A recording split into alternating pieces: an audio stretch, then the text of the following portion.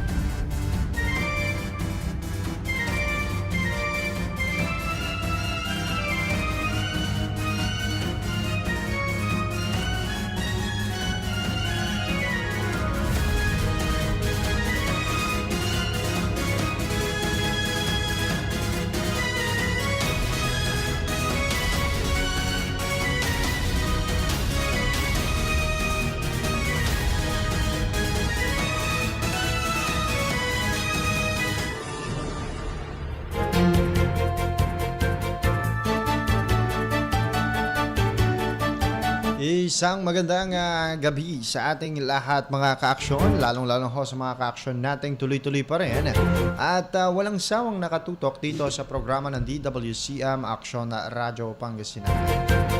Makakasama nyo syempre ngayong araw ng Biyernes mga ka-aksyon ang inyong lingkod. Ako po si Aksyon Alex Navarro sa pangalan ho syempre ni Commander Dante Serra sa programang Firing Line. Ito lamang yan syempre sa Aksyon Radyo Pangasinan. Una sa aksyon, una sa balita. Sama-sama tayo Pilipino.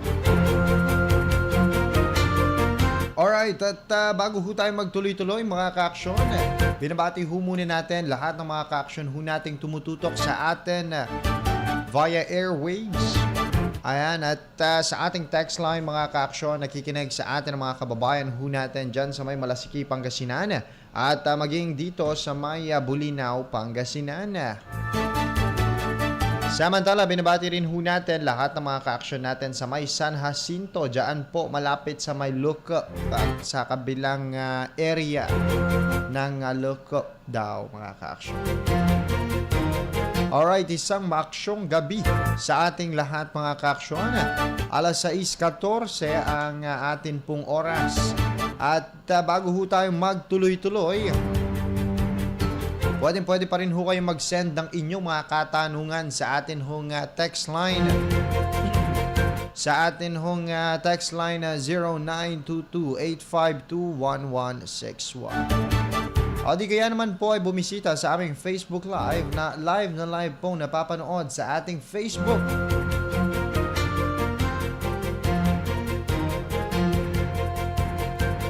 Ayan, bumisita lamang po sa DWCM Aksyon Radyo Pangasinan. Ayan, kung gusto nyo makita ang bagong mukha ng Aksyon Radyo, ayan, bisita ho kayo dyan at manood po kayo ng mga Facebook Live. Alright, at sa atin ho pagpasok sa mga balita natin dito sa loob at sa labas ng ating bansa, COVID update muna ho tayo mga ka-aksyon dahil eto, base pa rin sa Johns Hopkins University and Medicine ang Coronavirus Resource Center ng atin hong World Health Organization ang naglalabas ng COVID-19 dashboard na isinasagawa ng Center for System Science and Engineering ng Johns Hopkins University. Base sa kanilang tala mga ka-aksyon, pumalo na sa mahigit 268 million 632,121 ang bilang ng mga tinamaan ng COVID-19 sa buong mundo. Naunguna sa may pinakamataas na naitalang kaso, syempre mga ka-aksyon, ang Estados Unidos pa rin na yan, meron ng 49,664,506 individuals na tinamaan ng COVID-19 magmula ng magkaroon o ng makapasok sa kanila o nang mag-start yung COVID-19 outbreak dyan po sa kanilang estados. Samantala mga ka-aksyon, ang namatay o ang nadali ng COVID-19 dyan sa Estados Unidos ay pumalo naman na sa 794,648. Ganyan kataas ang bilang mga ka-aksyon ng mga nadali ng COVID-19 dyan sa Estados Unidos. Alam nyo naman na Estados Unidos, binubuo ito ng iba't ibang states mga ka-aksyon. Kaya tayo hindi malabong talagang marami itong tamaan ng COVID-19, lalo na't ang naging unang rally dyan o yung ganap talagang sabi hindi daw sila pwedeng imandato na magsuot ng kanilang face mask. Samantala mga ka-aksyon, sa patuloy pa rin na pagtaas ng COVID-19, dadakuin naman natin, teka lamang, itong kasalukuyang lagay ng Omicron. Tama ba? Omicron variant ng COVID-19 mga ka-aksyon.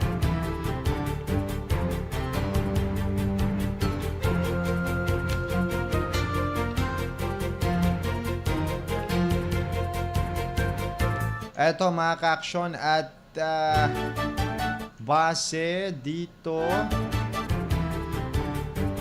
sa may CNA o Channel News Asia.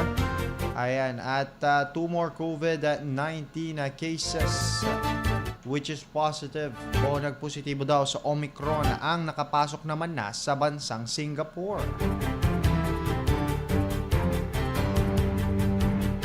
Alright, pero mamaya muna natin ito pasukin mga ka-action. No? Ito nga usaping Omicron. Dahil hintayin muna nating mag-loading itong mga bansa na tinamaan na ng Omicron. Okay, at dito muna tayo sa COVID-19. Yung talagang COVID-19 at hindi yung mga variant gaya ng Delta. No? At sa 28th day na lumipas mga ka-action, ang Estados Unidos, o sabihin na natin, mahigit halos abutin ng 1 buwan na paglipas ng araw, ang Estados Unidos ay nakapagtala ng nasa 2,792,899 individuals na nagpositibo sa COVID-19 at nakapagtala naman ito ng nasa 33,761 individuals na namatay. Pumapangalawa ang Germany ngayon sa may pinakamataas na naitatalang COVID-19 sa halos 1 buwan lamang. Ang Germany sa nakalipas na abuti ng 1 buwan ay nakapagtala ito ng nasa 1,485,472 individuals na nagpositibo sa COVID-19. At nakapagtala naman ito ng nasa 7,606 individuals na siya namang namatay ng dahil pa rin sa sakit na ito, yung COVID-19, yung virus. Samantalang United Kingdom pumapangatlo ngayon sa may naitatalaring mataas na kaso ng COVID-19 sa halos lumilipas lamang na araw. Ang United Kingdom ay nakapagtala na ng 1,226,688 individuals na nagpositibo sa COVID-19 sa nakalipas lamang na 1 buwan. At may 3,621 itong naitalang pumanaw. Pero in total mga ka-aksyon, ang naitala na ng United Kingdom ay nasa 10,722,083 individuals na nagpositibo sa COVID-19. At namatay ang nasa 146,059 individuals o 146,592 individuals. Ganun rin ang Russia mga ka-aksyon, kasama din sa top 5 dahil ito ay meron ng 948,043 individuals na nagpositibo sa COVID-19 sa nakalipas lamang na 28 day. At meron itong naitalang 33,427 na namatay. Alright, so yun mga ka-aksyon ang bilang dito sa buong mundo. At ang mga pumanaw naman na in total sa buong mundo ay nasa 5,289,900 na. Yan po yung mga tinamaan at pumanaw dahil sa COVID-19. Kasi ngayon, kung hindi ako nagkakamali mga ka-aksyon, kunwari positive ka sa COVID, di ba? Actually, noon pa. Kapag positive ka sa COVID, tapos kapag ikaw namatay, aalamin pa nila kung recovered ka ba o hindi. Mga ganyan, mga ka-action. Parang dito sa Pilipinas, yung ginagawa ng Department of Health. Samantala, yun, mga ka-action, 5.2 million na ang namatay, kabuuang namatay sa COVID-19 na dito sa buong mundo. Kung dadakuin naman natin ang kasalukuyan lagay dito sa ating bansa, mga ka-aksyon, lalong-lalo na ngayon na medyo halos karamihan or may kaluwagan na. Kapansin-pansin naman yan mga ka-aksyon kapag kayo nakalabas, ganyan, at makikita ninyo, may kaluwagan na, di ba? At halos lahat ng tao, ayun, nagsusuot naman ng face mask, pero yung social distancing medyo nawawala na. At karamihan naman bakunado na mga ka-aksyon at yun lang, kailangan ng booster shots. Pero syempre, wag pakampante ang marami pa rin nating mga ka-aksyon. Sa muli kasing pagkakataon ay muling nakapagtala mga kaaksyon ng mababang bilang ng bagong death ng COVID-19 dito po sa ating bansa. Batay ho sa pinakahuling datos na inilabas ng Department of Health o ng DOH, umabot lamang sa 25. Etong bagong death, 25 na tao lamang yung naitalang namatay. Well, maganda mga kaaksyon, magandang panitain, Hindi, magandang sign yan mga kaaksyon. Na umabot lamang sa 25 yung death, unlike dati na talagang nasa 100, 200, 400 hanggang 500. Ngayong araw 25 lamang. Sanhi ito mga kaaksyon upang umabot lamang sa 49,961 yung total death o yung kabuuang namamatay dito sa Pilipinas. Sa nasabing bilang mga kaaksyon, 5 lamang ang nangyari ngayong buwan ng Disyembre. 6 noong November habang 7 naman noong October. 5 nitong September at tig-1 naman noong August at Hulyo. Bumaba rin ang bagong kaso o mga nagpo-positibo sa COVID-19. Kung saan mga kaaksyon umabot lamang ang nagpositibo ngayong araw sa 379. Sa kasalukuyan, pumalo na sa 2,836,200 ang kabuuang kumpirmadong kaso na naturang sakit sa bansa. Nasa 631 naman ang nadagdag sa mga recoveries na umabot na rin sa kabuuang 2,774,334. Sa aktibong kaso, meron na lamang 11,905 na karamihan rito ay mild cases na nasa halos 5,000 lamang. Isipin nyo yan mga kaaksyon, kapansin-pansin natin yung pagbaba ng mga naitatalang kaso. Kapansin-pansin din mga kaaksyon na yung mga nagpupositibo, mababa na rin yung bilang. At sana mga kaaksyon, dahil nasa alert level 2 tayo, kung hindi ako nagkakamali, dapat kahit papano na medyo may kaluwagan ng konti, wag tayong maging pasaway, parang sa may Kalasyaw. Kailan yun? Hindi. May nakita akong dyan parang may mga kalalakihan dyan ayun, syempre, hinuli ng mga pulis. Dahil sabi ng bawal uminom. Nasa harapan sila ng ng parang shop. Ang bilihan ng mga pagkain. Tapos tinatakpan nila ng helmet yung kanilang iniinom. Wala. Nasa yung pulis talagang lumapit. At yun, nahuli. Ang curfew pa naman sa kanila ay 10 p.m. So dapat wag ho tayong pasaway mga kaaksyon. Lalo na yung mga naglalagi dyan sa may pailaw din sa may Kalasyaw. Kailan ba yung nagpunta kami dyan? Nung Wednesday. Naglakad kami dyan na nakita namin magka-curfew hours na marami pa rin tao. Pero anong ginagawa ko doon? Yun lang. Nandoon din ako kasi napadaan nga kami. Hindi kami tumambay doon. Okay, pero ito mga kaaksyon at patungkol pa rin dito sa COVID pa rin, o kaya naman dito sa mga naka-red list pa rin sa ating bansa mga kaaksyon. Dahilan na rin upang maiwasan itong maiwasang makapasok itong si COVID-19 Omicron variant, dahil isinailalim na rin ng Pilipinas sa tinatawag na red list mga kaaksyon ang bansang Portugal dahil sa mataas nitong COVID infection simula December 12. Mga kaaksyon, ayon kay acting presidential spokesperson Carlo Nograles, base ito sa Interagency Task Force Resolution 153 kung saan papayagan ang mga manlalakbay galing Portugal na makapasok sa Pilipinas bago sumapit ang December 15. Kaakibat na susundin ang quarantine protocol. Kailanganing magpresenta ng negatibong RT-PCR test na kinuha sa loob ng 72 hours bago ang kanilang pagdating sa bansa. Oras na magnegatibo sa RT-PCR test, kukompletuhin nila ang 14-day quarantine at home.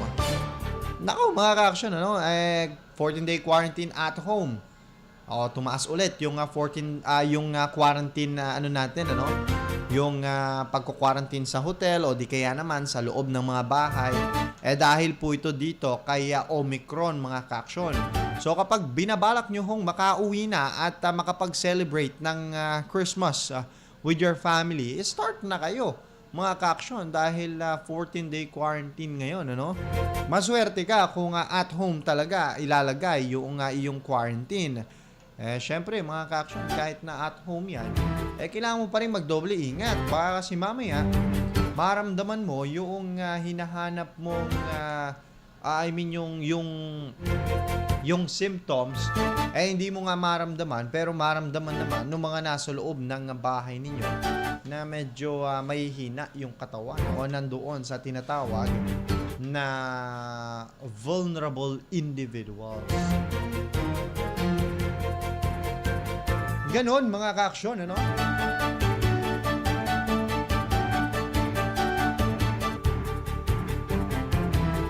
Alright, ayan. At nako, sino ho ang mga nakikinig sa atin ngayon, mga ka-aksyon, At pwede rin ho kayong bumisita sa aming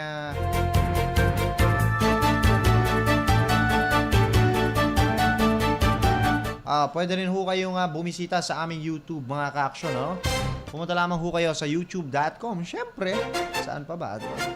At hanapin nyo na lang siguro itong, itong Action Action Radio Pangasinan 1161 kHz mga ka-action. At meron din ho kaming YouTube live, di ba? Kung may mga kamag-anak ho kayo sa ibang bansa, why not? I-send nyo ho sa kanila mga ka-action, O di kaya naman, kung gusto nilang balikan, di i-send nyo pa rin sa kanila, Lalo na yung mga nakikinig sa atin na binabalikan yung ating mga programa, yung mga kababayan ho natin sa Japan. Ayan, subukan nyo rin ho na panoorin yung sa amin pong YouTube live, mga ka-action. Okay, balik pa rin ho tayo sa COVID-19, mga ka-action. At yun nga, sinasabi ko nga sa inyo kanina, yung, teka lamang, At ano nga ba itong mga bansa na meron ng Omicron variant, mga ka-action? Base sa The Guardian, kung alam niyo ho yung The Guardian, isang world press, mga ka-action, meron na raw 57 countries na merong Omicron variant. At base dito, mga ka-action, the Omicron variant of COVID-19 has now been reported in 57 countries and continues to spread rapidly in South Africa. Yan ho ang sinabi ng World Health Organization, ng WHO. Ganon daw, At nasa 57 countries na daw ho ito, o 57 na mga bansa, 57 na bansa, at mabilis na kumakalat sa buong South Africa. But the latest epidemiological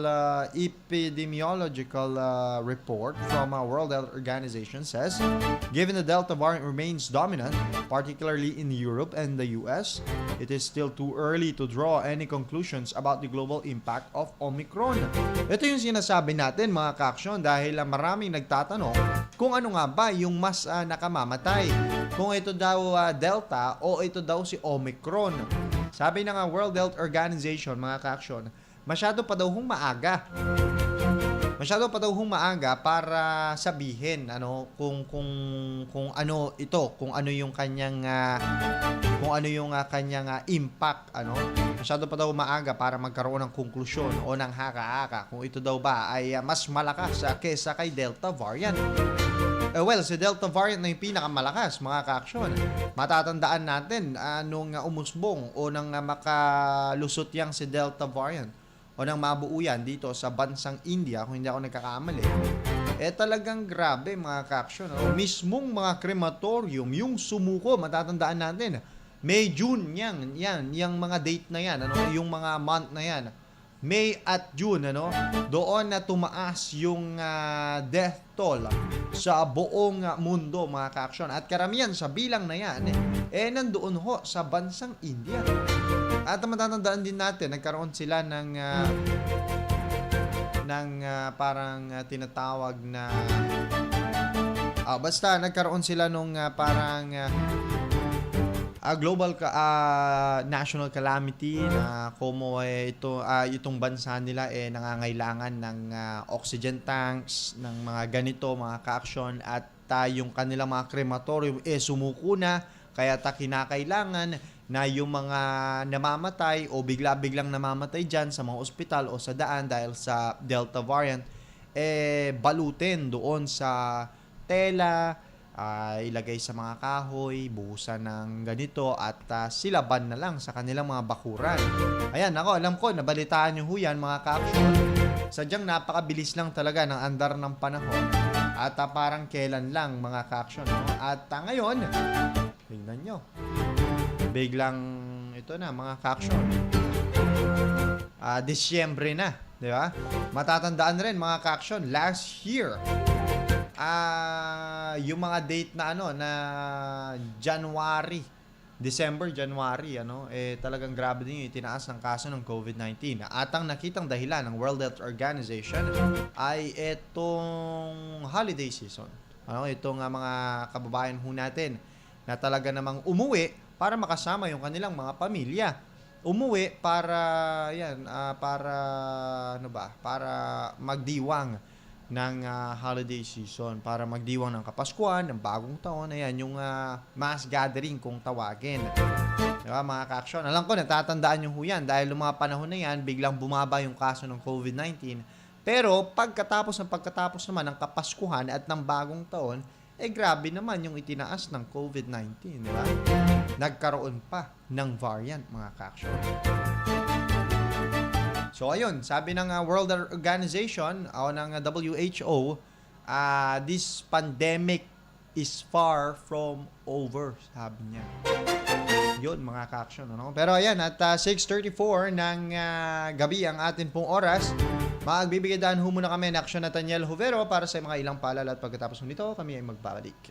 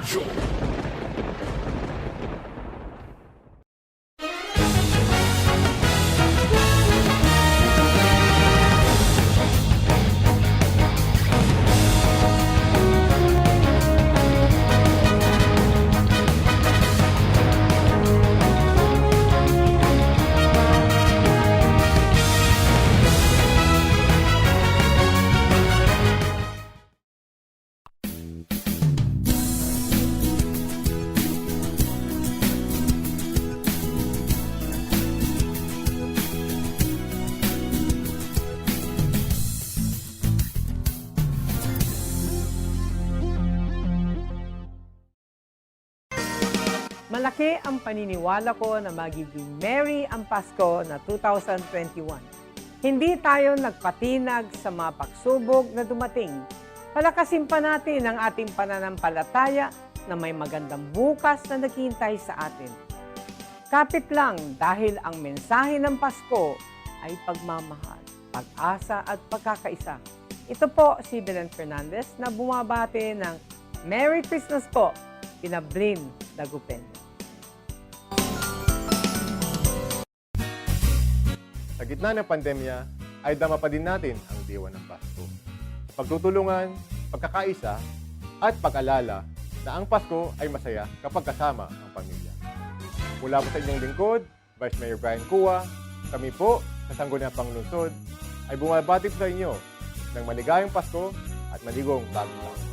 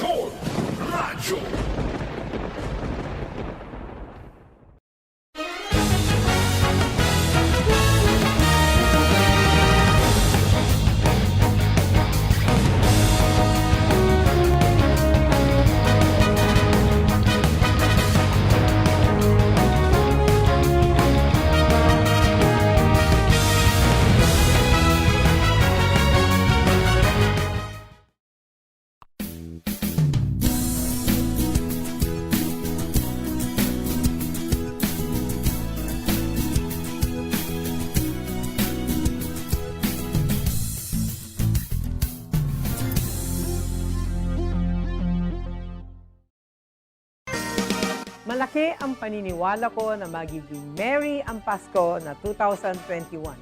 Hindi tayo nagpatinag sa mga pagsubok na dumating. Palakasin pa natin ang ating pananampalataya na may magandang bukas na naghihintay sa atin. Kapit lang dahil ang mensahe ng Pasko ay pagmamahal, pag-asa at pagkakaisa. Ito po si Belen Fernandez na bumabati ng Merry Christmas po, Pinablin Dagupen. Sa gitna ng pandemya, ay dama pa din natin ang diwa ng Pasko. Pagtutulungan, pagkakaisa, at pag-alala na ang Pasko ay masaya kapag kasama ang pamilya. Mula po sa inyong lingkod, Vice Mayor Brian Cua, kami po sa Sangguniang Panglungsod ay bumabati po sa inyo ng maligayang Pasko at maligong bagong taon.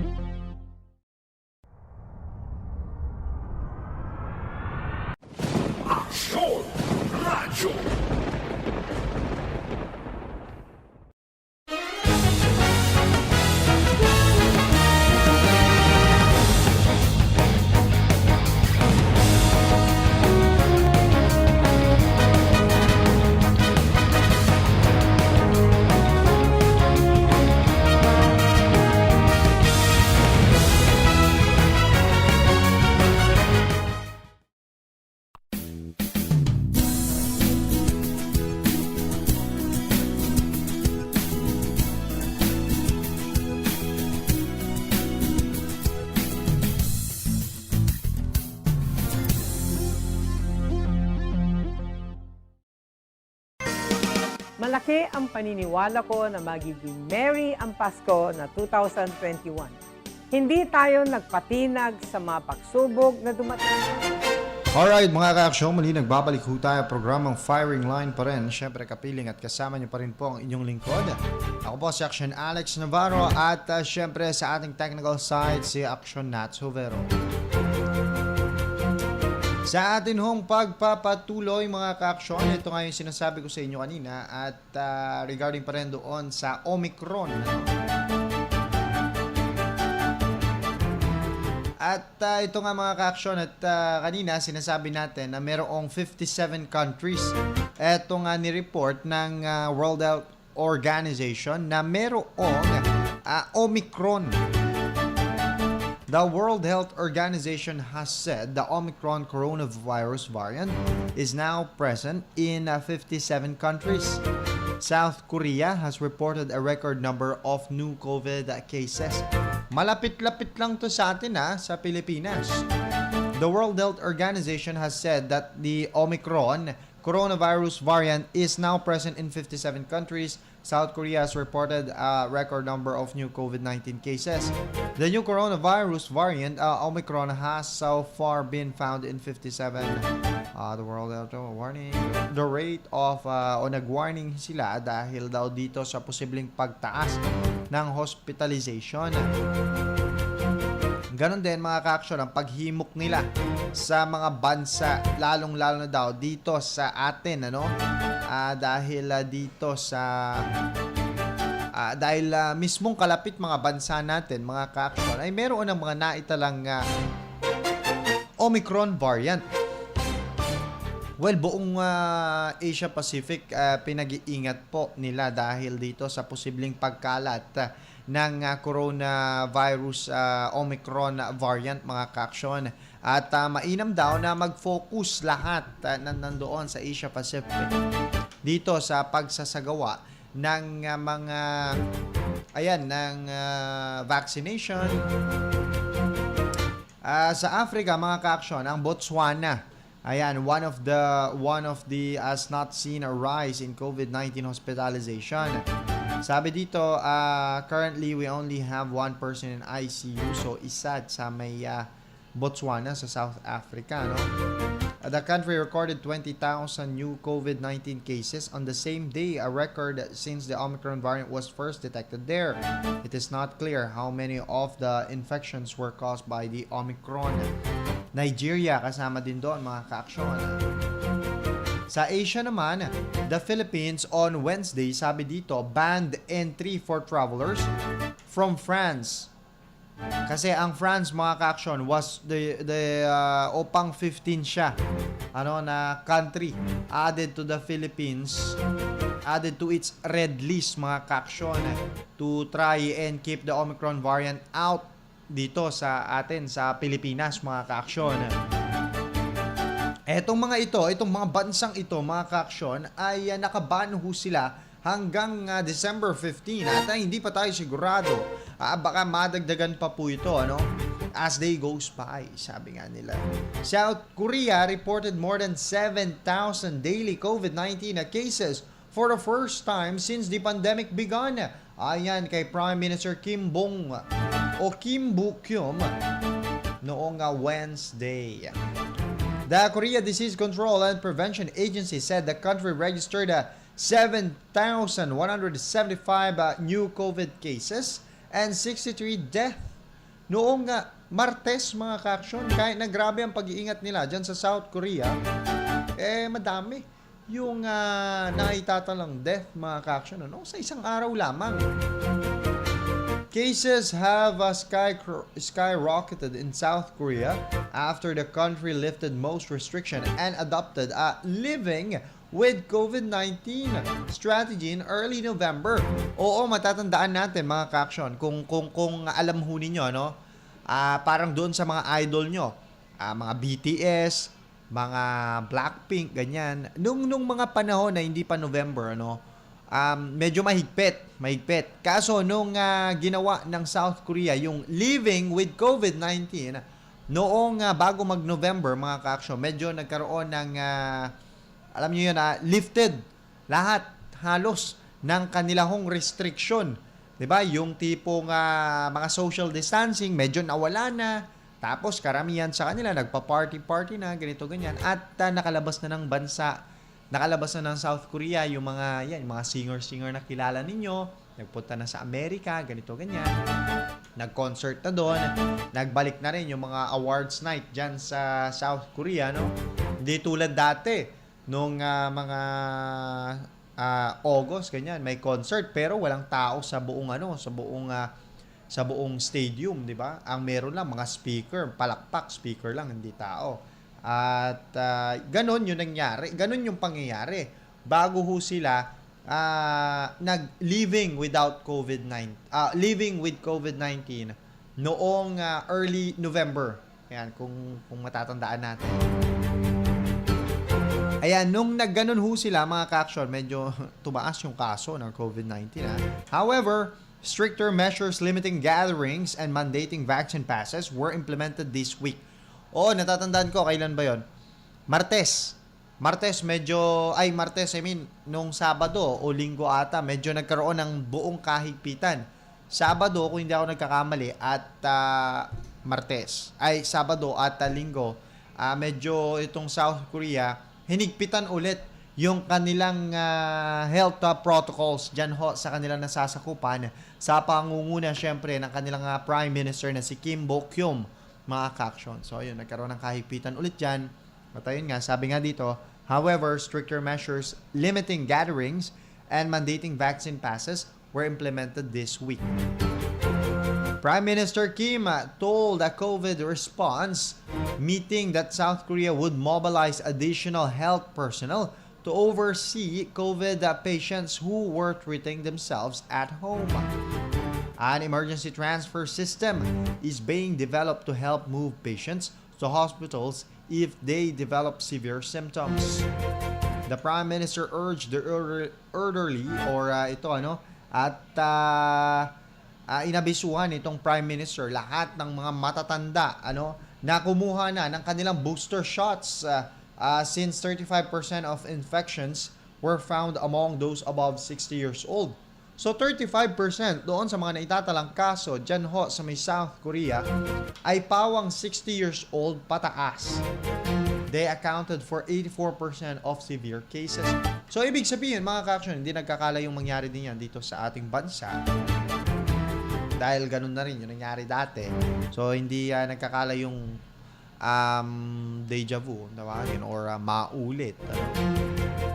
Pero ayun naman, sabi naman ng Department of Health ay wag daw ho nating ikumpara yung sitwasyon natin at kung paano daw ho tayo nagpapatupad ng mga minimum health protocols dito ho sa ating bansa.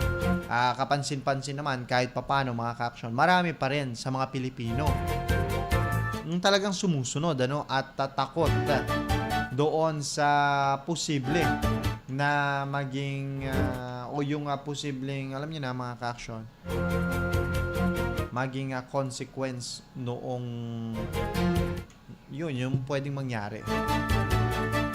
Sa Europe, punta naman tayo sa Europe, tapos sa South Africa, Asia, tapos sa Europe naman ho tayo mga ka-action. Ito, base naman ho to sa Hindus Times,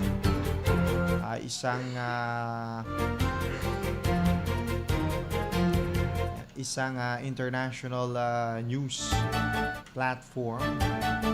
Ito, sabi dito, Europe, a booster dose of the Pfizer-BioNTech COVID-19 vaccine appears to provide strong protection against the Omicron variant. The company said on Tuesday the booster increased people's level of virus-fighting antibodies against the Omicron variant by 25-fold. Ito, the Norwegian government announced tighter coronavirus rules on Tuesday, citing rising cases of Omicron variant. Norway has detected 29 cases of the variant so far.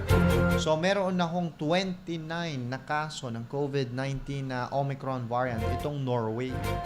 So ganun na lang at hinigpitan ng Norwegian government yung kanila hong mga ipinapatupad na protocols dyan ho sa kanilang nasasakupan. Ayon dito kay Norwegian Prime Minister Jonas Gahr Store, said the situation was serious enough to warrant a restriction.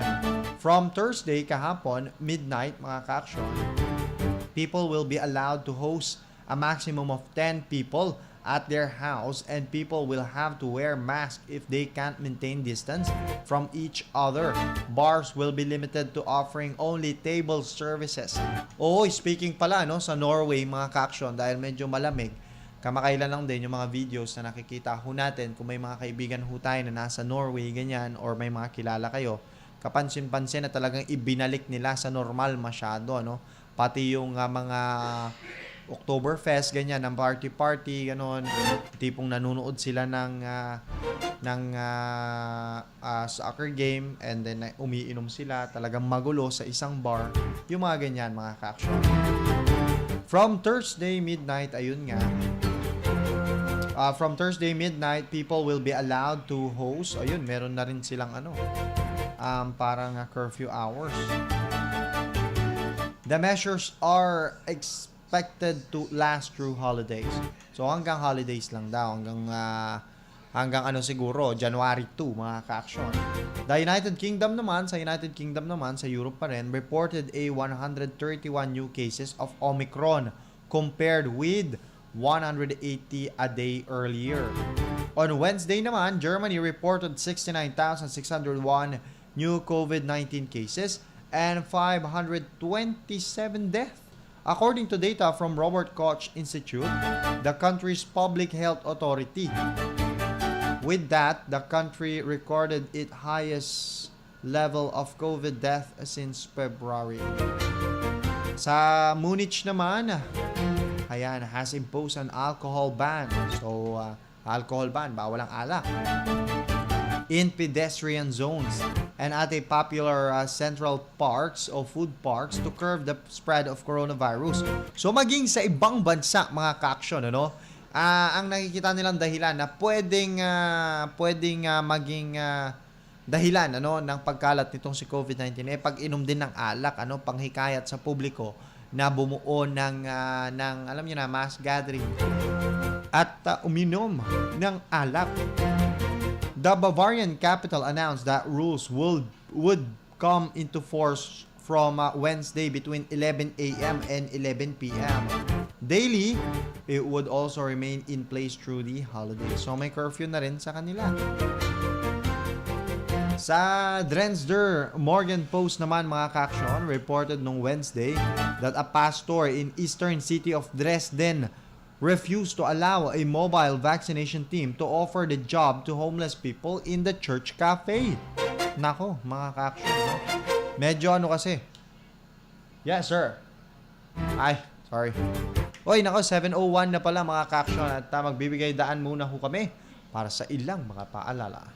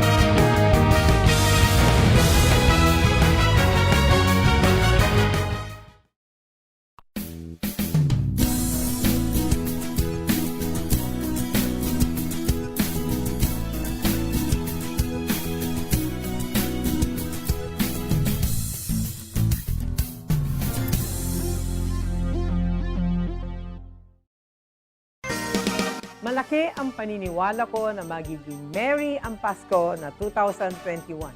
Hindi tayo nagpatinag sa mga pagsubok na dumating. Palakasin pa natin ang ating pananampalataya na may magandang bukas na naghihintay sa atin. Kapit lang dahil ang mensahe ng Pasko ay pagmamahal, pag-asa at pagkakaisa. Ito po si Belen Fernandez na bumabati ng Merry Christmas po, Pinablin Dagupin. Sa gitna ng pandemya, ay dama pa din natin ang diwa ng Pasko. Pagtutulungan, pagkakaisa, at pag-alala na ang Pasko ay masaya kapag kasama ang pamilya.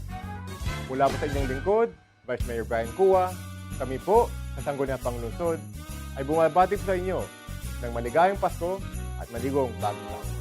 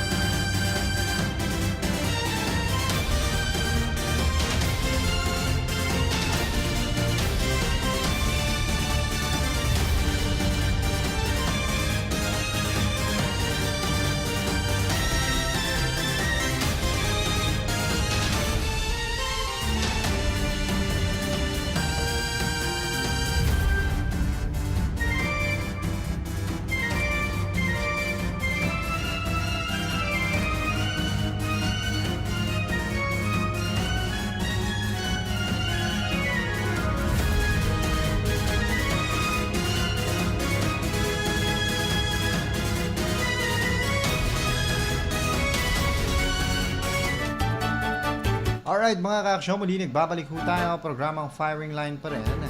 Kasama niyo pa rin syempre ang inyong lingkod. Ako po si Action Alex Navarro. Sa pangalan pa rin po syempre ni Commander Dante Sierra. Alright, sa atin hong pagpapatuloy mga ka-aksyon at sa pakikinig niyo pa rin po sa ating programa, So, ayun, na wala tayo doon sa ganito na lang. Bilisan na lang natin mga ka-action, ano?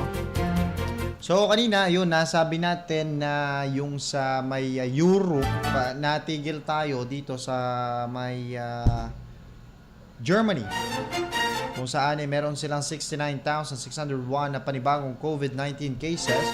Kung saan parang yung bilis ng pagtaas ng kaso sa kanila mga ka-action ay posible umanong dahil dito sa pagpasok ni Omicron. City of Munich naman has imposed an alcohol ban in pedestrian zone. So, yun yung sinasabi ko kanina sa inyo. Sa Dresden naman, Morgan Post mga ka-action. Ayan, at meron daw isang pastor sa isang church dyan na ipinagbawal itong vaccination jobs sa mga homeless people na nandoon daw sa may church cafe. So according to the paper, the pastor said he wanted to prevent further polarization on the subject. So yun yung sinasabi din ng mga ka-action ni Undersecretary Mary Rosario Vergere na meron daw mga ilang parang church group etong medyo hindi daw sila pabor doon sa pagbabakuna. Yan din yung isa sa mga tinitignan nilang dahilan kung ba't marami daw etong halos ayaw pang magpabakuna. Pero so far mga ka-action, yung vaccination naman na nangyayari, especially dito sa Region 1, maganda naman, mataas naman yung mga naitatanong nagpapabakuna dito. Ito naman mga ka-action, meanwhile, scientists of the IFO Center of Macroeconomics and Survey of the University of Munich Research. Okay. Parang kanina lang yun. Alright, sa Austria naman mga ka-action, Austria's Chancellor Karl Nehammer announced the country's fourth lockdown. Ito yung sinasabi namin sa inyo mga ka-action, noong nakaraan na nagkaroon sila ng fourth lockdown, yung mismong buong Austria, at inaasahan na matatapos na itong ginawa nilang fourth lockdown sa Sunday, sa linggo mga ka-action. Ilan ba sa linggo, sa 12. Okay, restrictions will remain for unvaccinated individuals. Italy's Teatro alla Scala, among the famous opera houses in the world, opened its new season with the gala premiere of Verdi's Macbeth to fully seated house on Tuesday. Despite the glittery evening, the mood was more restrained than usual. Sa Middle East naman, mga ka-aksyon, natatanging Kuwait lamang, Kuwait has detected its first case of Omicron on Wednesday. A European traveler returning from a trip to Africa tested positive with the variant. Sa Americas naman, the Caribbean islands of Martinique has imposed a new curfew to curb an increase in corona cases. The curfew begins Wednesday evening and requires all journeys during curfew hours to justified by health professionals' reason. Sa Oceania naman, mga ka-aksyon, o sa Australia, natanging Papua New Guinea on Wednesday held its first mass burial of people who died of coronavirus. Some 54 people whose remains were unclaimed for months. So basta yun yung mga bansang merong Omicron mga ka-action, at base doon sa binabanggit natin, ilan sa mga dahilan kaya tumataas daw yung kaso ng COVID-19 sa kanila ay dahil dito sa Omicron variant.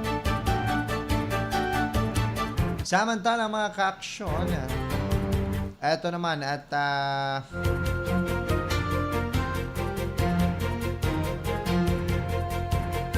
dito naman tayo sa lokal mga ka-action, dito sa may lungsod ng Dagupan.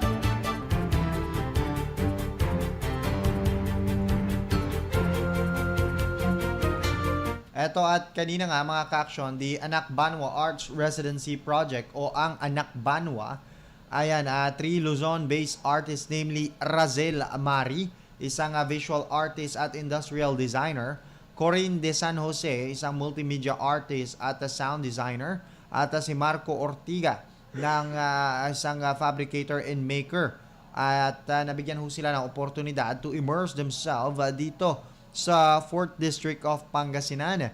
interact with the community and environment, and create works inspired by their unique encounters. Bilang isa sa mga major outputs nitong Anak Banwa Residency, the artist will be putting up the Anak Banwa Art Exhibition that will run from December 10. So ngayong araw ho yan binuksan mga ka-aksyon kanina hanggang January 31, 2022. Magpapakita ho ito mga ka-aksyon hindi lamang ng kanilang mga obra maestra, kundi mga obra na rin ho ng mga ilang Pangasinense. Gaya nila Pope Dalisay, Prince Logan mga ka-aksyon, Jai Hernandez, Rose Felix, Albert Aligoyo Ho, Troy Kasupanan, Liantra Pasion, Lauren Dizon, Edward, walang aplido mga ka-aksyon, parang si Adele daw, at si Puchacho Patatas. As an added feature, the exhibition will have on display works made by K-12 learners who attended workshops at renowned creative hub, The Spot mga ka-aksyon. Nakita namin yung mga artworks na yan kanina. The exhibit is created by Andre Nicolai Pamintuan. The Anak Banwa Art Exhibition will be held at the historic MacArthur House, West Central Elementary School 1 compound, Dagupan City. The Anak Banwa Art Exhibition will be open to scheduled visits from Wednesday to Sunday from 10 a.m. to 12 noon, and from 1 to 5 p.m. walk-ins may be accommodated on Saturdays and Sundays from 3 to 5 p.m. Only visitors who are fully vaccinated are allowed to view the exhibit. Each visitor must present their vaccination card upon registration on site. Ayun, at speaking mga ka-aksyon, kung gusto nyo na rin mabisita etong tahanan dati ni MacArthur at makita yung mga artworks kapag kayo pupunta dyan, subukan nyo mga ka-aksyon, at mura lang etong entrance fee. So sabi dito sa kanilang invitation card, schedule Wednesday to Sunday from 10 a.m. to 12 noon, 1 p.m. to 5 p.m. booking required. Walk-ins allowed during Saturday and Sunday, 3 p.m. to 5 p.m. only. At fini-feature nga dyan, yung sinabi ko sa inyo kanina, Pangasinan-based artists. Nandyan sila Pope Dalisay, Prince Logan, Jai Hernandez. Makikita nyo mga paintings ng mga yan at ay mga obra maestra nila na naka-display dyan sa dating tahanan ni MacArthur mga ka-aksyon. Maganda, maaliwalas. Maganda yung ambience actually kapag kayo ay bumisita dyan, lalo-lalo na yung mga art enthusiasts. Uy, hello pala kay Ma'am Sheena May Bugarin Miss lang, at sa mga mass community ng Yupang, dahil sila yung naging ushers at usherettes at nag-host din pala nung event at nagpapabate si Ma'am Sheena May Bugarin Miss lang. Hello po ulit sa inyo, Ma'am. Troy Kasupanan, Liantra Pasion, Lauren Dizon, Rose Felix, Puchacho Patatas, Gilbert Aligohoyo, at si Edward. Ang entrance fee mga ka-aksyon para sa mga DepEd students, K-12, bring valid student ID at libre po yung pagbisita dyan. Syempre, pero kinakailangan yung pag-iingat mga ka-aksyon, lalo na kapag kayo ay hawak ng mga artworks na nandyan. At yung mga adults naman, including undergraduates, postgraduates, professionals, etc., kailangan ho nila magbayad ng 50 pesos. Mga senior citizens at PWDs naman, kinakailangan nilang magbayad ng 40 pesos. Paano ho ba mag-book dyan sa pagbisita sa Anak Banwa? Mga ka-aksyon, pwede kayong gumawa din dyan ng music ninyo. Pero sayang, dapat kanina bumisita ho kayo yan. May mga artista ho dyan kanina. Book your visit through http://bit.ly Anak Banwa tour guide available subject to advance reservation and fee. Only guests visitors who are fully vaccinated, yun nga sinasabi ko sa inyo kanina mga ka-aksyon, ay inaalaw lamang na maka-view doon sa exhibit na yon.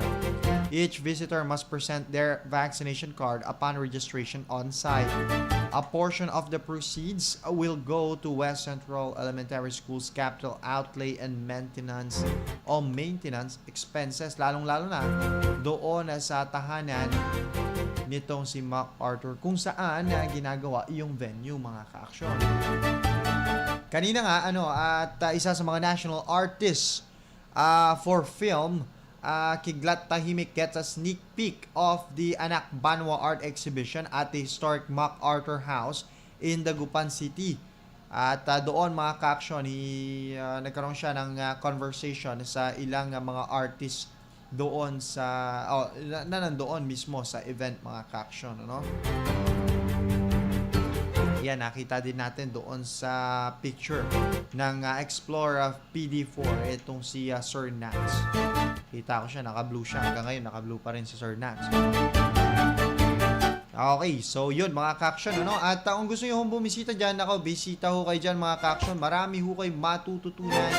Hindi lamang, syempre, doon sa mga artists galing sa iba yung bayan, ano? Kundi doon sa mga artists na rin na galing ho dito sa ating lalawigan. Dahil itong proyektong ito, mga ka-action, ay upang kahit papaano, mga ka-action, makilala talaga itong Dagupan at ilan pang mga kalapit bayan sa pagiging artistic, ano? Actually, maraming mga artists dito sa Pangasinan.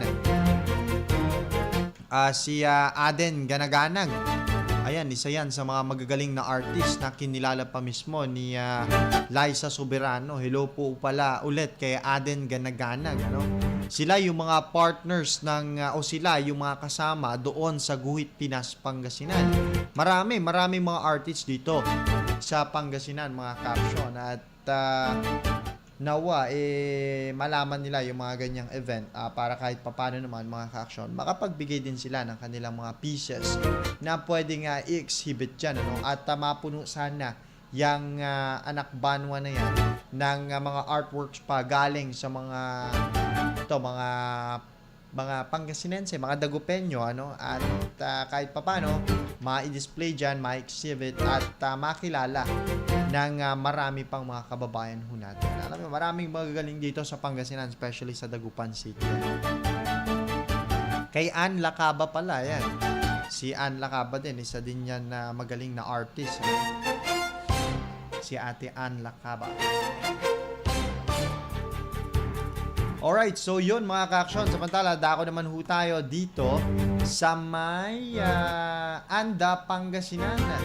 Dahil kahapon, mga ka-action, isang pangarap para sa taga-Anda ang naisakatuparan dahil nga dito sa pinagsama-samang trabaho ng executive at legislative, mga barangay at mga taxpayers, no?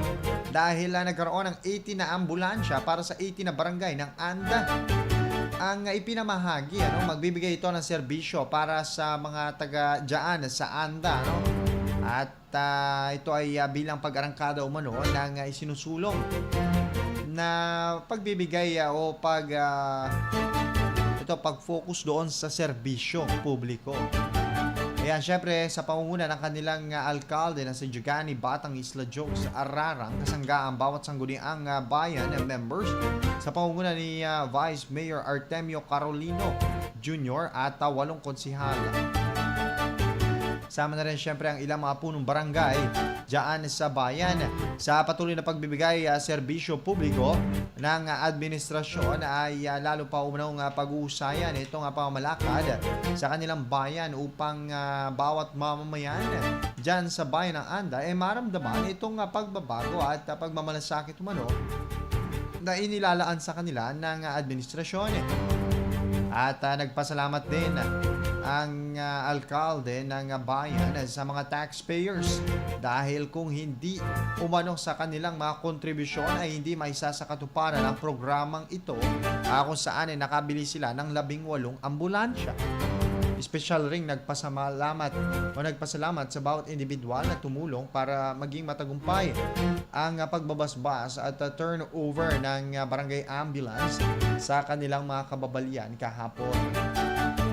Nagpasalamat rin ang ilang mga taga-anda sa department heads ng LGU Anda, lahat ng punong barangay, kaya Hope Ordonio, Police Captain Hernan Padlan at PNP personals,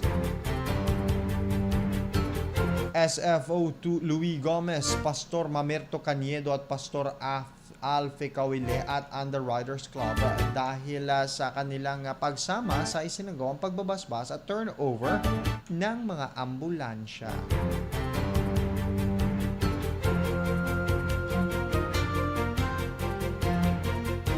Samantala sa may bayan naman ng Infanta, mga kaaksyon, nagkaroon ng isang araw na training emphasizing on principles and importance of records management ang dinaluhan ng mga LGU employees ngayong araw dyan sa Infanta. No? The training with depthly discussed the best practices on record keeping was facilitated by Dr. Zosima Sison, professor of Pangasinan State University. Dr. Sison also discussed the kinds of systematic filing along with its rules and gives pointers on document maintenance. Okay, so yun mga kaaksyon, at sa kabuuan naman ng ito buong Pangasinan, ano? Umabot na sa 19 na bayan, ano, at 3 syudad nga itong sa lalawigan ng Pangasinan ang wala nang naitatalang aktibong kaso ng COVID-19. Yan ho ay kinabibilangan ng mga bayan na gaya ng Agno, Aguilar, Alaminos City, Balungao, Binalonan, Bolinao, Calasiao, Dasol, Infanta, Labrador, Lawak, Mabini, Pusurubio, Rosales, San Carlos City, San Fabian, San Jacinto, San Manuel, Sual, Umingan, Orbistundo at Ordaneta City.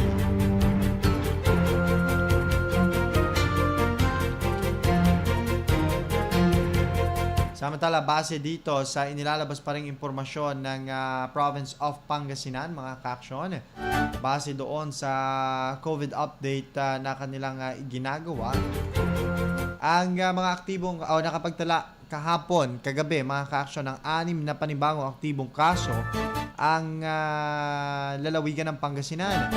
As total, mga kaaksyon, meron itong 42 active cases. 8 ang naitalang recoveries at isa naman ang naitalang namatay. In total, mga kaaksyon, meron ng 35,508 na naitalang total cases ng COVID-19 ang lalawigan ng Pangasinan. 34,253 dito ang recovered patients at namatay naman ang nasa 1,213. Gaya ng sinasabi ko sa inyo kanina, higit pa ring madami itong mga bayan na wala nang naitatalang wala nang naitalang COVID-19, mga kaaksyon. At kanina binanggit ko nga, nandyan etong Agno, Aguilar, Alaminos City, nandyan din ang Balungao, ang Binalonan, mga kaaksyon, Binmalay, Bolinao, at Calasiao, Dasol, at ito mga kaaksyon, ano? Dasol, Infanta, pero ito mga kaaksyon, teka lamang at baka naramdaman ho ninyo, mga kaaksyon, na nagkaroon ho ng lindol sa may La Union. Kapapasok lang mo na balita, mga kaaksyon, mula sa Philippine Institute of Volcanology and Seismology na nagkaroon ng earthquake information number 1 ngayon lamang, December 10, mga kaaksyon, 2021, 6:57 p.m. May magnitude nasa 3.8 magnitude ito at may depth na 19 kilometers. At ang location ho ng lindol, mga kaaksyon, kung inyong naramdaman, ay dyan ho sa may Ago o La Union. Ayan, so stay safe po tayo, mga kaaksyon, lalong-lalo na ho yung mga kababayan natin dyan sa may Ago o La Union. Nako, mag-iingat ho tayo, mga kaaksyon, ano? At hindi ho natin talaga alam kung kailan ang sakuna, kung kailan pwede mangyari ang isang sakuna. Ulitin ko lamang, mga kaaksyon, kapapasok lamang na balita at nagkaroon ho ng paglindol, 3.8 magnitude at may lalim itong 19 kilometers, mga kaaksyon, at ang location ng lindol ay sa may Ago o La Union, mga kaaksyon. Ngayon lamang ho yan, December 10, 2021 sa ganap na 6:57 p.m. I mean, kanina pala, 12 minutes ago, parang ganyan. So, mag-iingat ho tayong palagi, mga ka-action. Alright, siguro mamaya muna yung COVID update ho natin, mga ka-action. Yung mga zero active cases dito sa ating lalawigan dahil ito muna yung city municipality under Provincial Health Office watch list. Kasalukuyan ho naunguna ang Malasiki sa binabantayan. Pero, mababa naman na yung kaso nito, mga ka-action. Ang Malasiki may 4 lamang na aktibong kaso. Ang Bayambang, Mapandan, Santa Barbara, 3 nga lamang ang kanilang kaso. Sa Alcala, Anda, Basista, Bugalion, Mangaldan, Natividad, San Quintin, Sison, meron lamang tig 2 aktibong kaso. Sa Asingan, Bani, Bautista, Burgos, Manawag, San Fabian, San Nicolas, Santa Maria, Santo Tomas, Tayug, Villasis, isa lamang. Tig 1 lamang ang kanilang aktibong kaso. Sa Dagupan City, meron itong 2 aktibong kaso pero ibang usapan na ho yun dahil ito ay independent component city. So ayun mga ka-action, mababa yung kaso ng COVID-19 ngayon sa ating lalawigan. At sana magtuloy-tuloy ho ito kung magtutuloy-tuloy din ho yung hindi pagiging pasaway ng maraming ho nating ka-action. Lalong-lalo na ho ngayon na holiday season, halos karamihan mga ka-action nasa labas, nasa mga ilaw-ilaw, nasa perya. Oo pala, may perya dyan sa may Kalasyaw. Ang bukas na, hindi ako nagkakamali. May mga nakita ko, may mga rides ata, ganyan. Hindi ko alam, nakita ko lang dito sa Facebook din. May mga, may Vikings, mga ganyan. Wala lang, nakita ko lang mga ka-action. So kung pupunta ho kayo sa mga ganyan, siguraduhin ho natin na nasusunod ito hong tinatawag natin na minimum health standard protocols at siguraduhin po natin na nagsasanitize ho tayo bago tayo humawak ng kung ano-ano mang bagay diyan po sa mga peryahan, karnabal, peryahan. Alright, pero 7:30 action nats ho pero okay, alas 7:30 ng gabi ang ating oras, magbibigay daan ho muna kami para sa ilang mga paalala.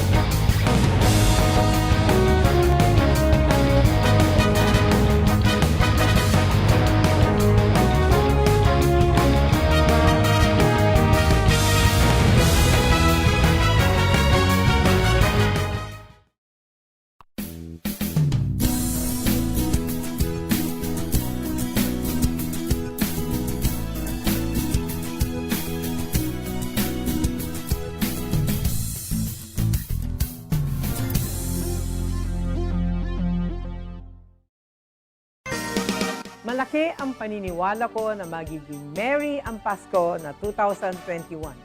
Hindi tayo nagpatinag sa mga pagsubok na dumating. Palakasin pa natin ang ating pananampalataya na may magandang bukas na naghihintay sa atin. Kapit lang dahil ang mensahe ng Pasko ay pagmamahal, pag-asa at pagkakaisa. Ito po si Belen Fernandez na bumabati ng Merry Christmas po, kina Blin Dagupen. Sa gitna ng pandemya, ay dama pa din natin ang diwa ng Pasko. Pagtutulungan, pagkakaisa, at pag-alala na ang Pasko ay masaya kapag kasama ang pamilya. Mula po sa inyong lingkod, Vice Mayor Brian Cua, kami po sa Sangguniang Panglungsod ay bumabati sa inyo ng maligayang Pasko at maligong bagong taon.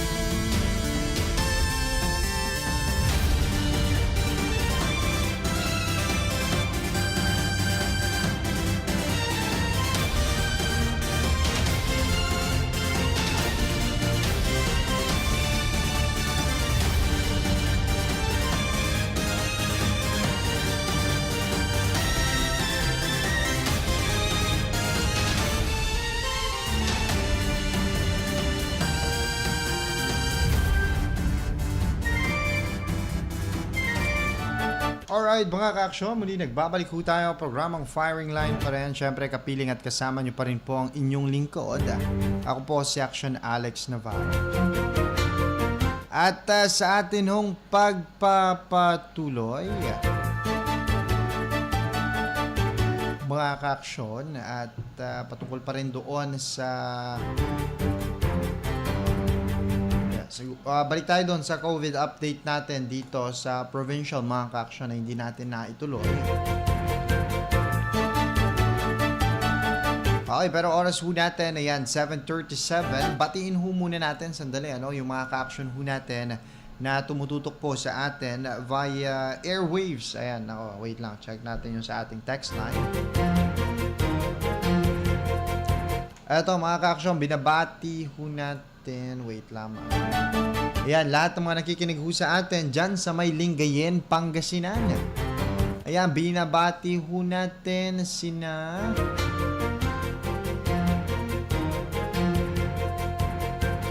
Eto mga ka-aksyon, batiin natin sila Karachilas. Ayan, at ilan pang mga nakikinig dyan sa atin mga ka-aksyon. Dito naman sa may Binmalay, sila Ma'am Michelle, Ma'am Jushel Carino, Kay Concepcion, Rosebell, ayan, at si Ma'am Eunicia Ricaching, sabi niya. Alright, maraming salamat po sa inyong pagtutok dyan sa may Binmalay, Pangasinan, mga ka-aksyon. Speaking of Binmalay, binabati ko rin ho pala yung mga nandyan din. Hindi ko alam kung nakikinig sila ngayon, pero I'm sure tututok sila mamaya siguro. Ayan, sina Ma'am Sir Milson Lumibaw at Ma'am Irish Justine Azarcon. Binabati rin ho natin mga ka-aksyon sa mga oras ho na ito. Ayan, lahat ng mga nakikinig sa atin dito sa may Kalasyaw, sina Sir Marlon Fon Martisano. Ayan, na nag-send po ng text message sa ating text line. Kasama niya daw sila Sir Oleg at Lucas Silvine at si Sultana. Isang maaksyong gabi sa inyong lahat mga ka-aksyon. Samantala sa atin naman pong Facebook Live, wait lamang, punta tayo sa may DWCM Action Radio Pangasinan.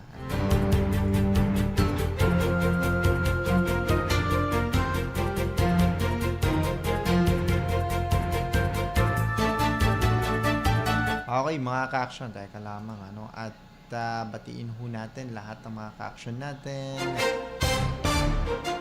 dito sa may Facebook Live. Ito, hello po kay Sir Ma'am Precious Gem. Ayan, sabi niya dito, COVID-free na rin po ang San Quintino. Oo nga po, pansin ko din, so, lagi ho tayong mag-iingat dyan na Ma'am Precious Gem, Kahit na COVID-free na ho tayo, kinakailangan pa rin ho syempre na sundin natin ang minimum health standard protocols nang sa gayon, mas maging maganda ang dating sa atin ng Kapaskuhan at bagong taon, mga ka-action, Kay Sir Salvamar Cancino, ayan, good evening po sa inyo, sir. Ayan, maraming salamat po kay Mama Precious Gem, At yan, sabi nga dito, na-miss daw nila tayo, at nasubaybayan ng umaga lagi po akong naka-travel at because sa office. Sabi niya, ayos lang ho yan, bawi na lang ho tayo next life, sabi nga nila, bawi kayo next life, mga action.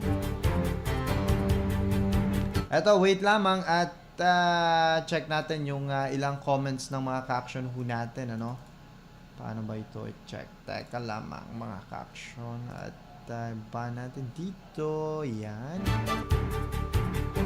Yan, binabati din natin si Sir Alvin Palencia at Ma'am Rosario Montemayor Pasyon. Ayan, Mabilangan Fabilar Janice at si Sir Ed Puyawan na nakikinig po sa atin sa mga oras po na ito mga ka-action. Isang maaksyong gabi sa inyong lahat mga ka-action. Yan kung may katanungan ho kayo, magtanong lamang ho kayo mga ka-action. At saan nyo naman masasagot ho namin yan. Sana mga ka-action. Okay, sige, balik tayo doon sa COVID update siguro o dito sa may ito kasi may nakita ako dito mga ka-action at sabi dito panibagong requirement ng LTO bago makapag-renew ng lisensya. Drivers who want to renew their license will need to study the CDE modules and pass an evaluation exam in order to obtain their CDE certificate of completion, which is required for license renewal. Furthermore, the Land Transportation Office or LTO said it will offer a free comprehensive driver's education program o CDE as mandated by the new law. Lang nakita ko lang mga ka-action naman baka kasi meron dyan ang nagnanais na kumuha ng kanilang lisensya. So ayun mga ka-action, singit lamang natin yun, no? Samantala bukas sa December 11, public advisory muna ho tayo from the Central Pangasinan Electric Cooperative Incorporated. December 11 mga ka-action at base dito sa notice of scheduled power interruption, sabi dito, please be informed that Central Pangasinan Electric Cooperative Incorporated o Simpelco has scheduled a power interruption on December 11, 2021 bukas Saturday, alas 7 ng umaga hanggang alas 5 ng gabi o ng hapon, to facilitate the following activities. Magkakaroon ho ng relocation of lines requested by LGU Binmaloy and affected by DPWH road widening project along Poblacion and maintenance activities. Ang mga affected area mga ka-aksyon ay buong bayan ng Binmaloy at ilang portion ho ng San Carlos City kasama ang Parayao. At portion din ho ng Lingayen, kabilang ang Tonton, Matalaba, Namulan at Libsong East. Sabi dito, we may energize the lines ahead of our target time or later than our target time due to unforeseen events. However, please consider our lines and equipment energized at all times for safety precaution. Okay, so inaasahan ho natin na magkakaroon ng malawakang power interruption sa bayan ng Binmaloy bukas. Alas 7 ng umaga hanggang alas 5 ng hapon. Alright mga ka-aksyon, at balik tayo doon siguro sa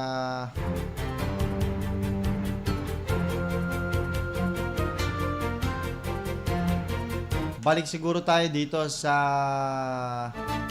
Anak Banwa Art Exhibition mga ka-action dahil nandyan kami kanina at nakita namin yung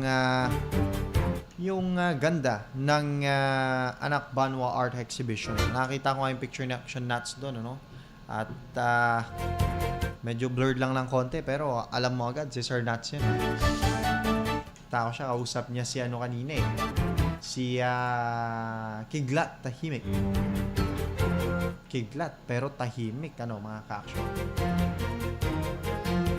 National artist for film Kidlat Tahimik gets a sneak peek of the Anak Banwa Art Exhibition at the historic MacArthur House in Dagupan City. Here he is in conversation with the artist in residence and our Pangasinan PD4 artists. Okay, so may mga ilang recordings dyan mga ka-action at subukan nating i-play kung kaya mga ka-action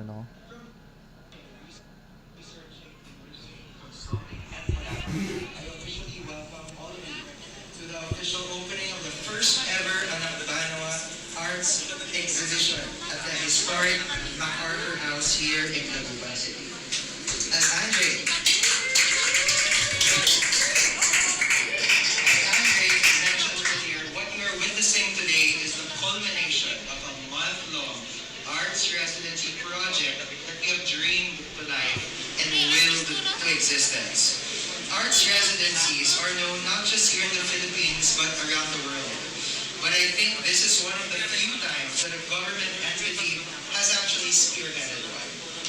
While we are proud of this feat, as executing it took months of planning, some delays, some schedule changes, and the courage to explore uncharted terrain.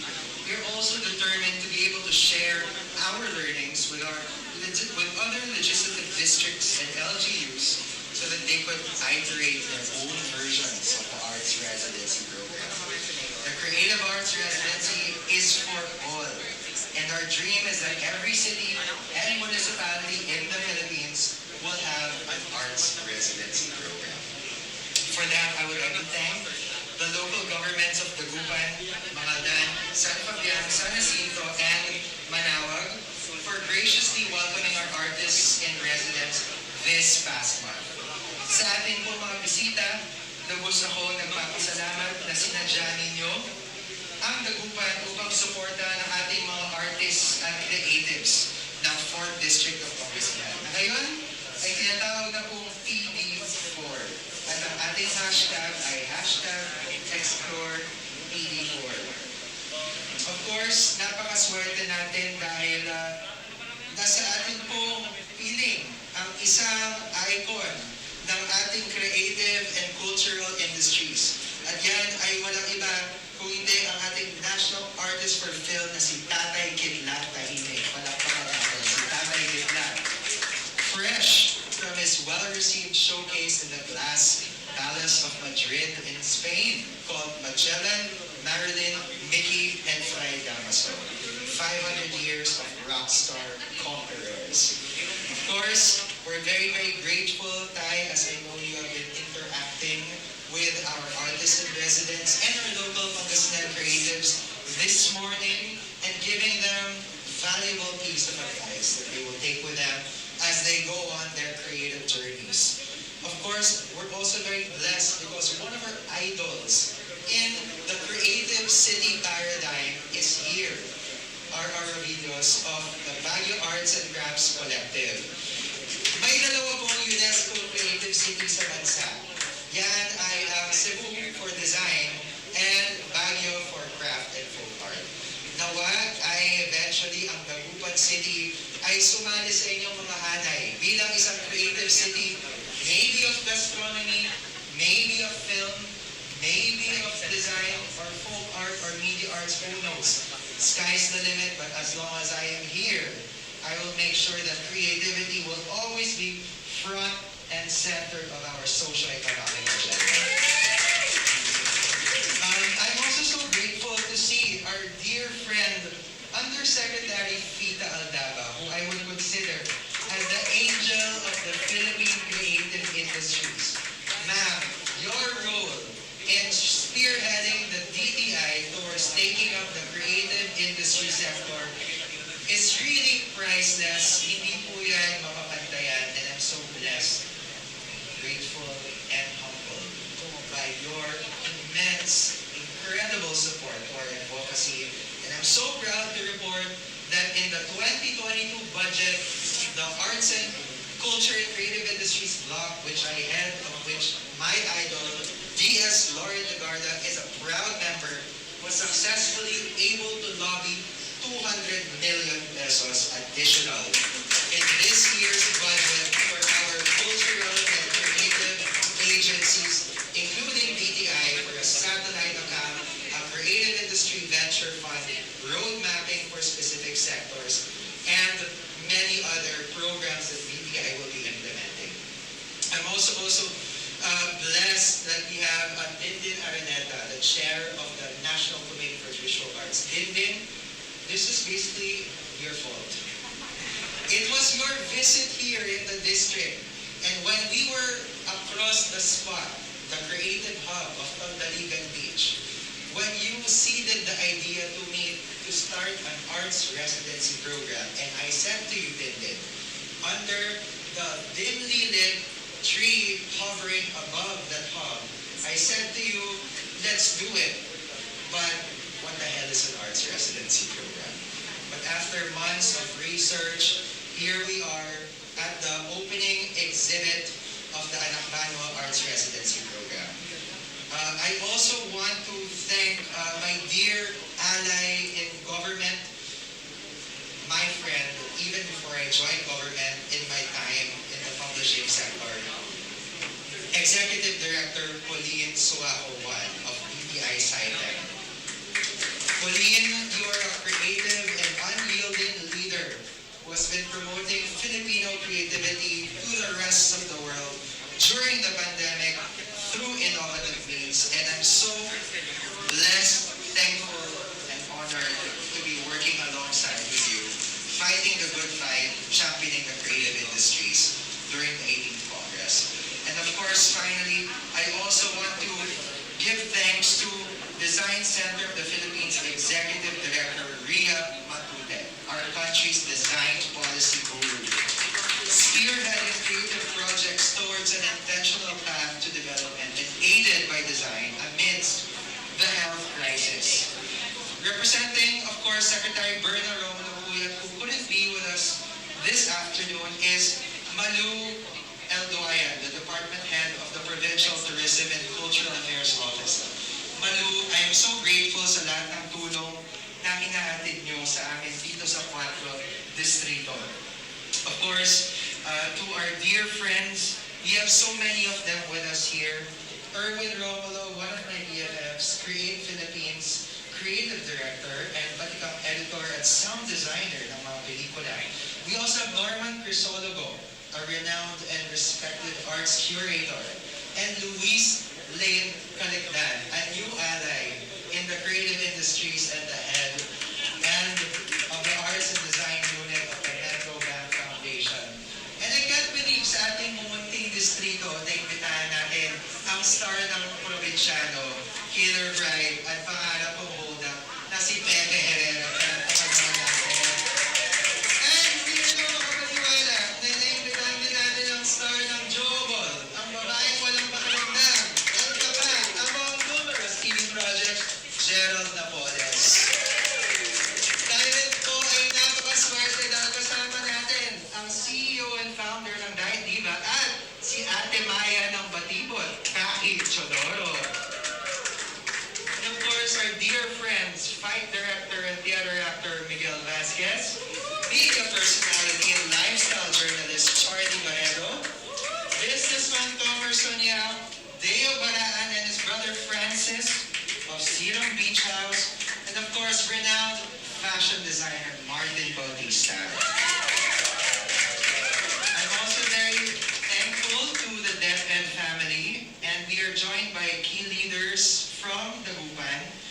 And kung hindi po kayo kumbinsido pa sa kapangyarihan ng kultura at sining at kakayanan nito pagyamanin ang ating lokal na pamayanan, tumingin lang po kayo sa inyong paligid. Pinagsama-sama po tayo ng sining sa araw na ito.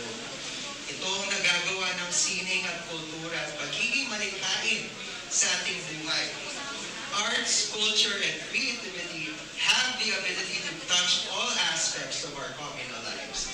In the same manner, we all have a role to play for its development and preservation.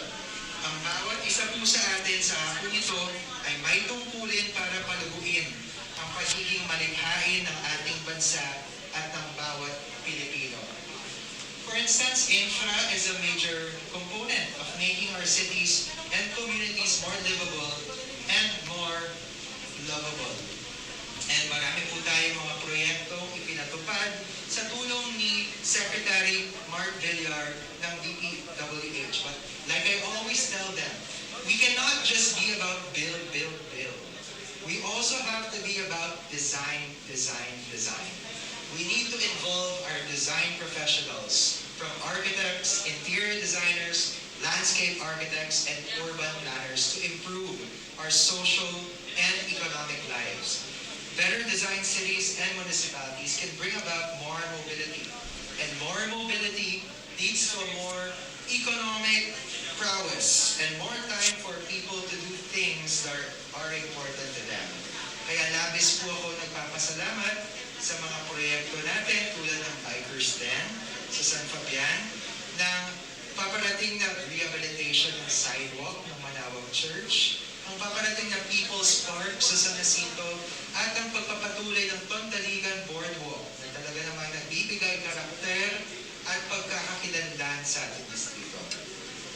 We also need to listen to cultural warriors who have been clamoring for us to preserve our country's heritage, both tangible and intangible.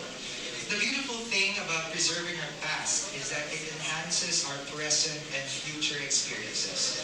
This exhibit, I believe, will show how this can happen. And you'll be surprised to see how our featured artists' modern and contemporary takes on living by the interior or alog and coastal or bye-bye meshes well with the unique story and character of the historic MacArthur House as its backdrop.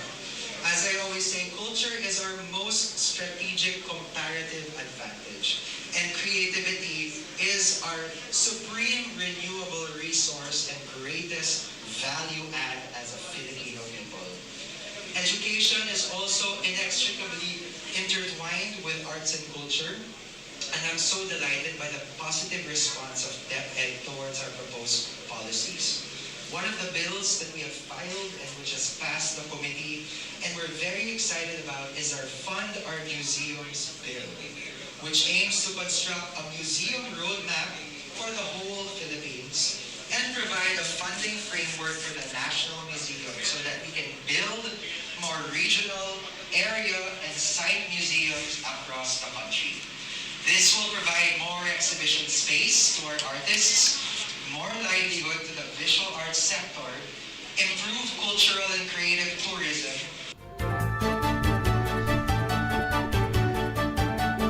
Alright mga ka-action, base nga doon sa sinabi nitong si Congressman Toff de Venecia, ninanais niya mga ka-action na may nagtatanong kung paano daw magpasa ng artworks doon.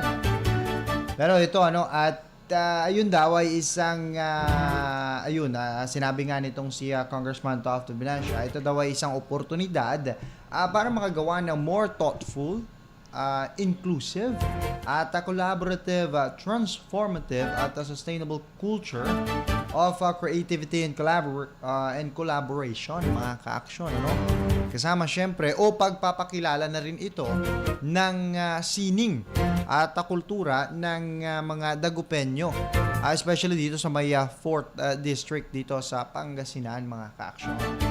Para naman doon sa mga nagtungo doon kanina o mga magtutungo doon kanina, binanggit natin kung paano mag-bookings, ganito, ganyan, mga ka-action. Huwag niyo kung kakalimutan na gumamit daw o gumamit ng hashtag AnakBanwa at hashtag Explore PD4. PD4 o Pangasinan District 4. Explore PD4. Yun mga ka-action. At may tatanong sa atin kung paano daw magpasa ng artworks doon. Wait lang, at siguro bukas explain natin sa inyo. Paano ba, sir? Yung nag-exhibit doon is Mga...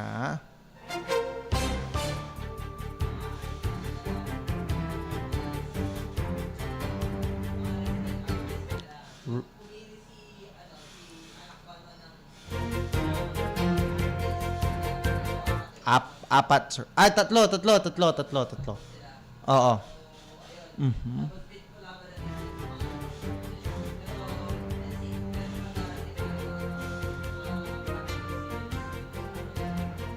Okay. So, ganun daw mga ka-action, siguro, i-like nyo na lang yung mga page ng, parang yon yung page ng Explore PD4, mga ka-action. Doon sa mga nagtatanong kung paano magpasa ng artworks. Kasi parang last month, nagkaroon ng ganyan, pinost din Explore PD4. So, i-like nyo na lang yung page ng Explore PD4 o di kaya naman yung page nitong si Congressman Toff de Venecia, mga ka-action. Dahil doon, madalas nagpo-post sila na kailangan ng ganito, nangangailangan sila ng mga artists na pwedeng magpasa ng kanilang mga artworks, kung ano man, mga ka-action. O, ganun na lang. I-like nyo yung mga page, diba?